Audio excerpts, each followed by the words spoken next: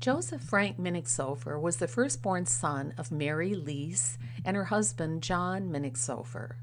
Born in Austria Hungary in 1889, Joe accompanied his parents and siblings when they immigrated to America in 1901, settling on a farm in Turtle Lake, Wisconsin, nearby his uncles, the 6 Leisz brothers, and their families. Joe went on to marry and have 5 children of his own. Here, Joe's grandson, Tony Minnichsoffer, tells the story of how his grandparents first met and how Joe's determination to marry Dora Green never wavered once he had laid eyes on his bride-to-be. Grandpa was a real quiet, grumpy German guy, according to most of the people in the family. But I never gave up on him, and I was always interviewing him and asking him questions. I found out early on that he loved horses and dogs. And so if I wanted Grandpa to start talking, I'd just ask him about his horses. He'd start telling me a horse story, and pretty soon it was a people story. And so one of the stories that I get kind of emotional about was how he met my grandma. And she was a Green, which was actually Gruen in German, but her family was like 3rd generation. So she was like almost 4th generation American.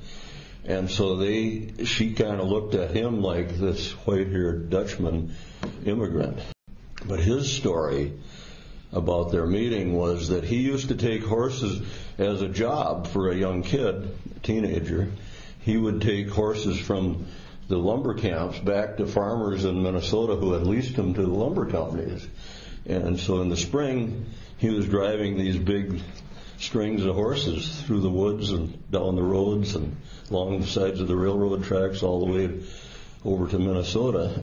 One time he was debating whether he should take his money and buy a train ticket or if he should just hitchhike home with teams and however he could get home the cheapest because he didn't have to rush back to Turtle Lake. And he was kind of lollygagging around in Stillwater, Minnesota, which was a boom town. And he walked by this opera house actually way down in Bayport, which was the next town downriver, and there was an opera house there, and he heard these young ladies singing in the opera house, so he walked in and he met the owner of the opera house, a guy named Dave Barker, and Dave said, "Those are my nieces. They aren't in the show. They're just young kids from up north." And my grandpa just kind of fell in love with one of them right there. And so he wanted to get close to her, but he couldn't. So that this Dave Barker offered him a deal. He said, "I'll let you have a free ticket tonight if you bring a lot of the other lumber guys with you." So Grandpa thought that was a heck of a deal. So he went to all the bars and tried to round up as many lumber guys as he could, and he got his free ticket, but none of those girls were around. So he found out from Mr. Barker where they were from, or where the one was from. And he said up by a little town called Copus in Franconia Township. And so Grandpa looked at all the ads on the bulletin boards and in the paper for a farm job up in that area, and he found one. And so he moved up there because that's where my grandma was from.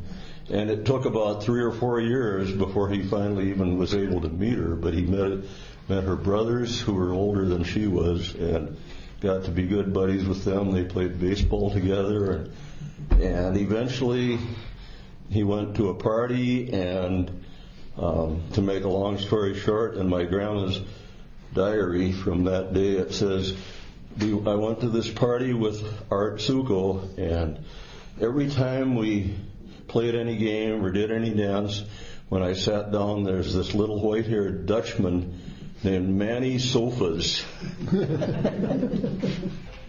And that was Joe Minnichsoffer.